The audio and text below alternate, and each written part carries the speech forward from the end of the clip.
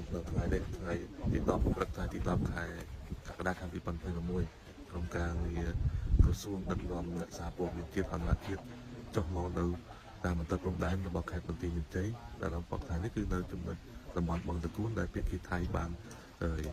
កាន់កាប់កាលពីដែលក្នុងអំឡុងឆ្នាំ2025ដែលថៃបានធ្វើការព្រៀនទានពីប្រហារយ៉ាងស្ទាត់បាញ់ផ្លោងនិងចូលកាន់កាប់នៅតំបន់បឹងតគួនប្រចាំជោគជ័យដែលរងការព្រិចតមទៅប្រជាពលរដ្ឋនិងមិនអាចឲ្យប្រជាពលរដ្ឋចូលរស់នៅក្នុងតំបន់ដែលពួកគាត់បានប្រមាណជា3000គ្រួសារហើយបច្ចុប្បន្ននេះពួកគាត់កំពុងតែ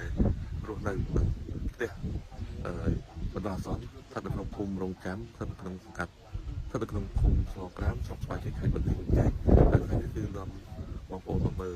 នេះជាទីតាំងដែលប្រជាថៃបានកាន់កាប់ដាក់ទូកុងតឺន័របន្លាលនោះនៅនឹងលើផ្លូវ